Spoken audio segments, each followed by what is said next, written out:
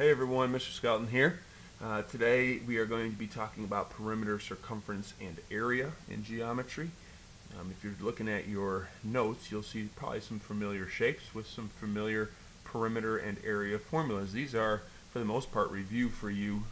I'm almost positive you have seen these before in some other math classes, probably in middle school math, to be honest with you.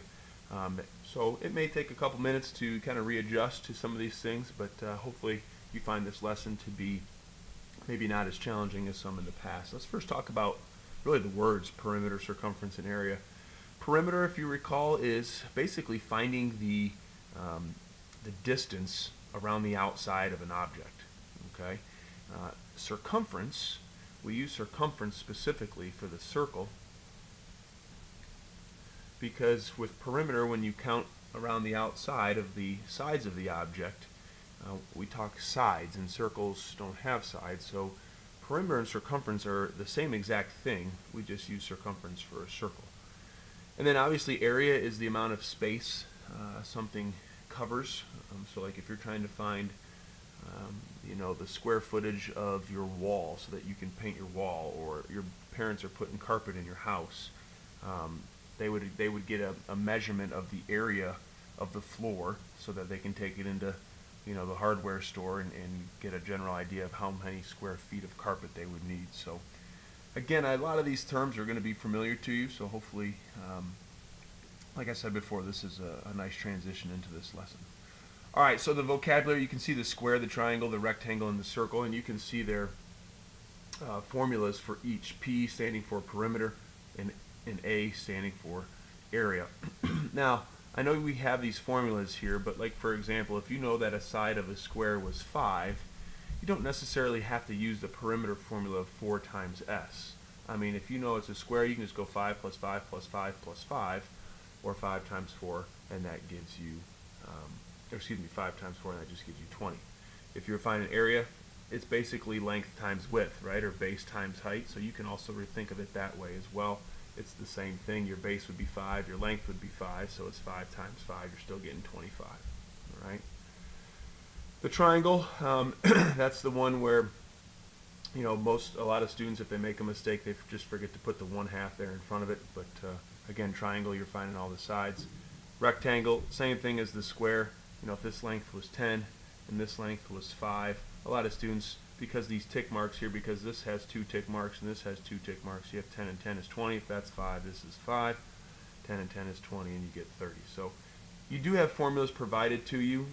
In some cases you'll use them, in some cases you don't have to. You can just kind of count and use some common sense math there. With the circle, we'll kind of talk about an example with the circle later, but you have 2 circumference formulas. You have circumference being pi times d. D stands for the diameter, if you want to write that in.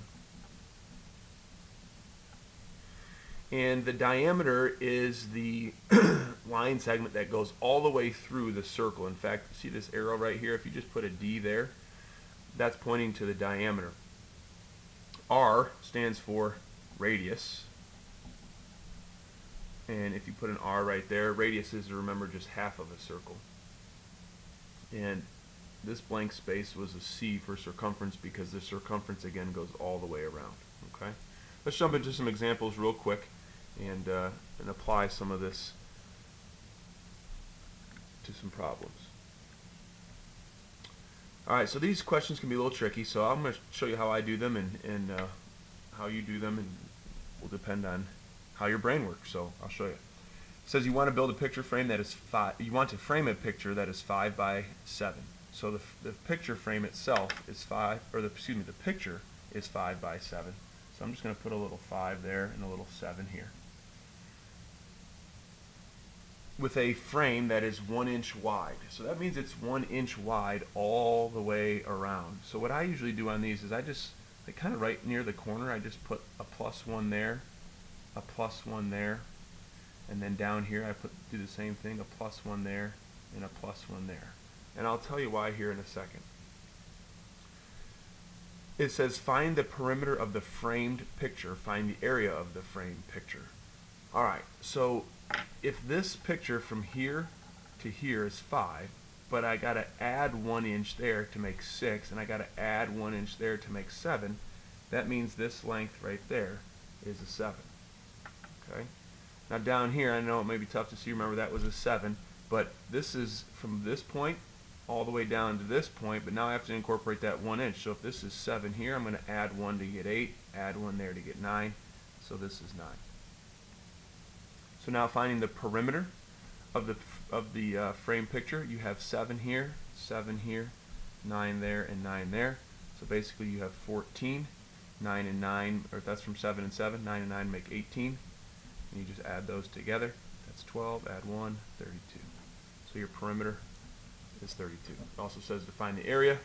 So area is base times height. So area is going to be 9 times 7, and that's just 63.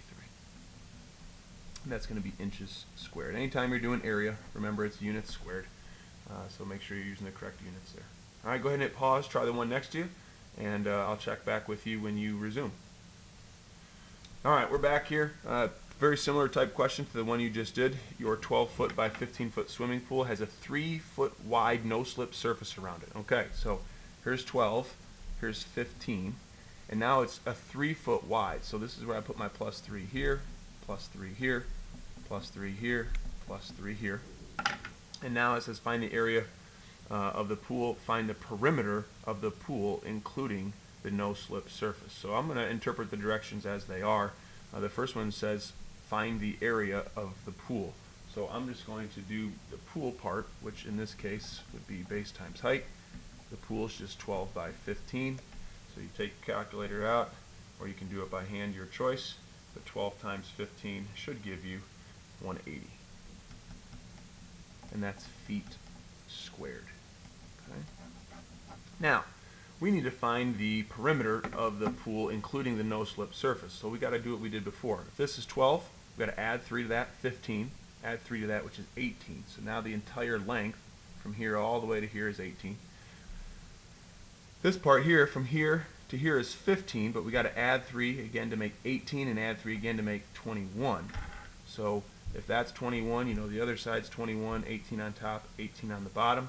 So in other words, we have to add all those up. So we have 18 plus 18 plus 21 plus 21, and that should give you a perimeter of 78 feet. Again, when you're doing perimeter, you don't need to square your units because we're not finding area. Okay? On the back, a couple just general questions with, some triangles, and they're pretty much set up for you. Go ahead and hit pause actually and just try both of these, and then I'll check back with you in a second. Alright, finding the perimeter and area of the triangle below. Perimeter, remember we're just adding up all the sides, so we have 13, 21, and 20. Stay away from that 12 in the middle there. That's probably, we're going to use that for area. So 13 plus 20, 13 plus 20 plus 21, that gives you 54. And there's no units on here, so we'll just leave it as that. Area, don't forget the 1/2 in front of your base times height. Your base is 21, your height is 12, so that's going to be 1/2 21 times 12. So we got, you can do this a couple different ways. You can just go 21 times 12 and divide it by 2. You get 126. So hopefully you got 126. On the next triangle here, again, perimeter would be 5 plus 5 plus 8. That's an easy one to do in your head. That's just going to be 18. Area, 1/2 base times height. So that's just going to give you a base of 8 and a height of 3. And that should give you 8 times 3 is 24. So you should just get half of 24, which is 12. Okay. One little vocab word I'm going to make you aware of now, which will come into play later, but this right here in a triangle, which we call the height, that's actually called an altitude. It's going to come into play down the road in geometry, but you might as well get used to seeing that. Altitude is just the height of a triangle. That's the technical term we use. And you can always tell where the altitude is because it has a right angle with it, which is 90 degrees. Okay? So you can see here, see this 3? You see the 90-degree box with it? That means that's an altitude. You can see it right here. Here's the 12. There's the box. We would call 12 an altitude. Again, not necessarily important for today's lesson, but just a little nugget there of information to help you on down the road. All right, these are tough. These are probably the toughest ones for students to do, and there are a ton of different ways to go about these problems.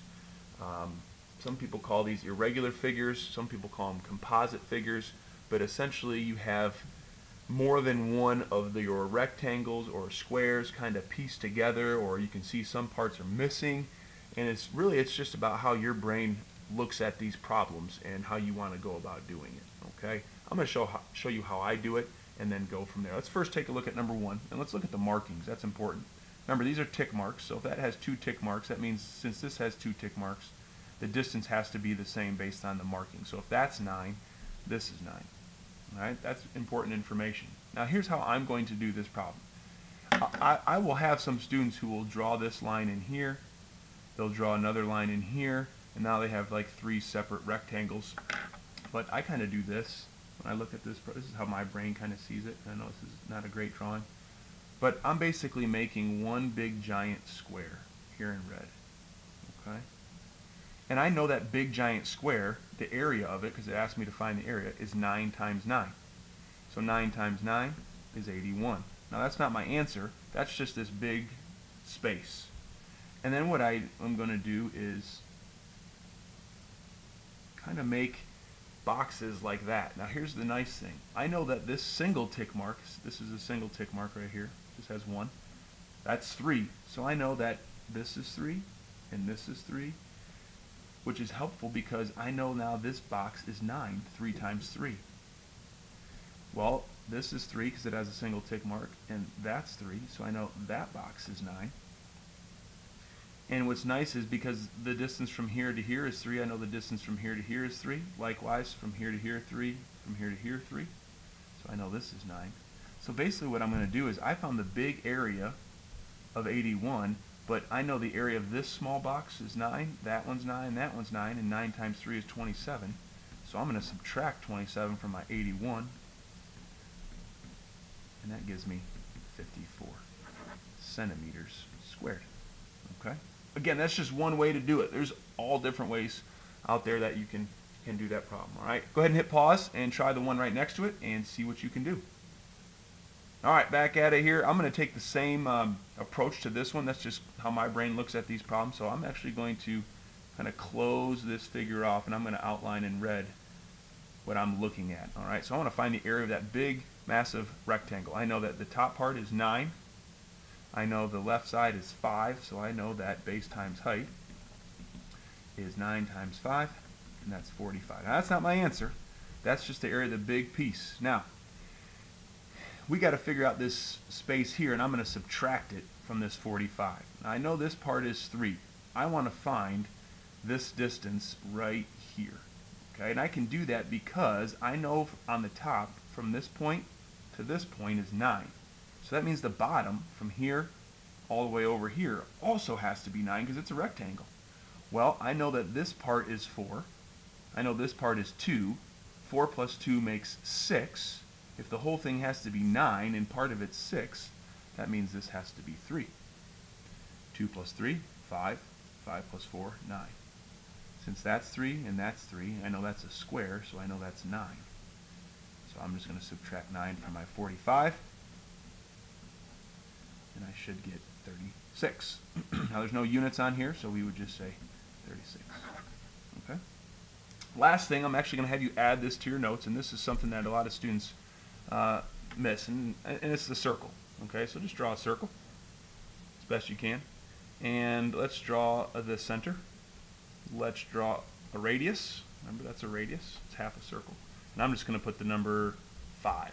Okay, 5 inches. Now, I'm doing this for a couple of reasons. One, get used to doing a circle problem, which we didn't have on the notes. And two, you're going to see some directions in your homework and on a quiz or a test that say this: leave answer in terms of pi. Leave your answer in terms of pi. And a lot of students really haven't seen that maybe before, and so I want to explain what that means. Okay? Because the other set of directions, So that's option 1. The other set of directions can say leave answer round, I'm shorthanding this, round to nearest tenth. Right? You've seen round to the nearest tenth before. So let me show you how this works. Here's a problem. Let's find the area. Okay? We know the area is pi radius squared. That's your formula. So we're going to just put pi, my radius is 5, square it. Now, because this is inches, this is an example of leaving your answer in terms of pi. Okay? 25 pi inches squared. So what does this mean here? When it says leave your answer in terms of pi, that means leave pi alone. Don't plug it into your calculator and hit your pi button. Leave pi in your answer.